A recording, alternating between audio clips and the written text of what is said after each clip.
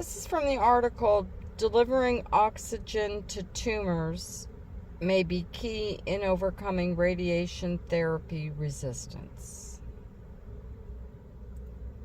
It's printed in the National Institute of Health, News, Events. Media contacts Jonathan Griffin. With a targeted approach, researchers slow head and neck cancer growth in mice.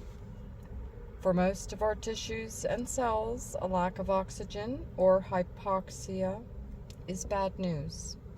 Cancer cells, on the other hand, can thrive in these hypoxic conditions, which render tumors less susceptible to anti-cancer treatments, including radiation. Now, new research may offer a way to break through cancer's hypoxia-induced defenses. A team led by researchers at Thomas and Jefferson University and Drexel University has devised a strategy that combines ultrasound with microbubbles to deliver oxygen and cancer drugs to tumors.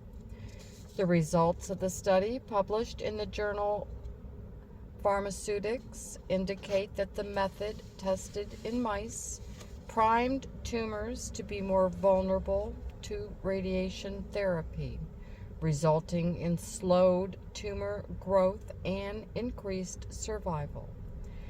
The study authors suggest that with further development, their approach could be used to enhance the effectiveness of radiation therapy in the clinic for a variety of cancers.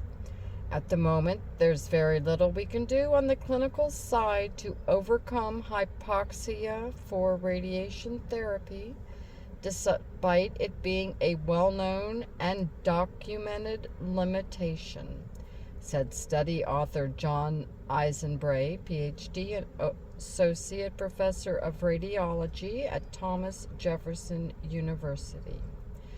The hope is that a more localized, more aggressive targeting of hypoxia, like what we've done here, will overcome some of that.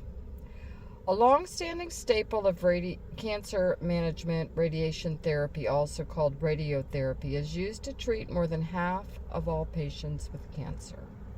With this method, clinicians use high doses of radiation to kill cancer cells. But many tumors are resistant to radiotherapy, and hypoxia is one of the major reasons why, Eisenbray said.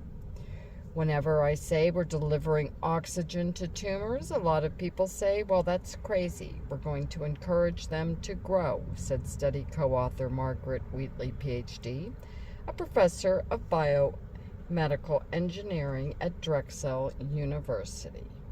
But radiation therapy, which prevents cancer cells from replicating, requires an ample supply of oxygen close by to be effective, she explained. Seeking to beat radiotherapy resistance, Wheatley, Eisenbray, and their colleagues designed a method that sensitizes tumors to radiotherapy using tiny, delicate bubbles called microbubbles that are the size of red blood cells. To increase oxygen levels in tumors, they packed oxygen molecules into the microbubbles. And to prevent cancer cells from consuming the oxygen for their own benefit, they also added the drug lornodamine, which interrupts cancer cell metabolism.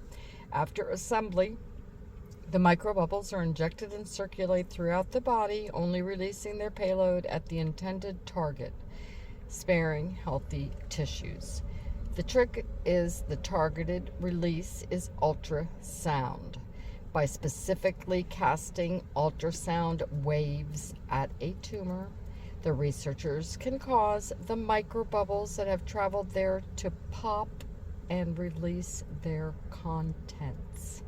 In a previous study, the researchers used the method to treat mice with tumors derived from breast cancer cells, producing favorable results. They upped the ante in the new work, instead working against head and neck cancer cell-derived tumors. They are notoriously more hypoxic than other solid tumors and are also relatively resistant to radiation therapy, Eisenbray said.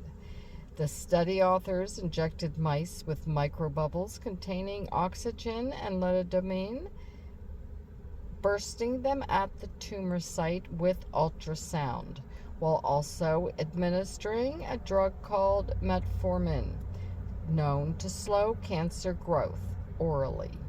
Other groups of mice were given less than the full treatment, not receiving one or many of the elements of the strategy prior to radiotherapy.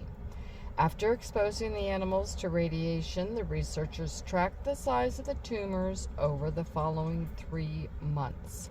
All groups that received some degree of treatment saw varying levels of slowed tumor growth. Mice treated with fully loaded bubbles and metformin prior to radiotherapy lived the longest, their tumor growth slowing drastically. The authors suggest the reason why is that the increase in oxygen within the tumors made them more vulnerable to radiation treatment. Gaining ground on head and neck cancer is an encouraging result, even in mice, Eisenbray said. However, the team intends to continue fine-tuning the method by optimizing radiation and drug doses for better results and streamlining microbubble fabrication, ultimately bringing their solution closer to reality for patients with cancer. The authors are using ultrasound and microbubbles in innovative ways, delivering oxygen and drugs to tackle a very serious clinical dilemma. They obtained some promising results, so I'm curious to see how this approach fares with additional development, said Randy King, PhD, Director of the Ultrasound Program in the Division of Applied Science and Technology at the National Institute of Biomedical Imaging and Bioengineering. This research was funded by a grant from NIBB.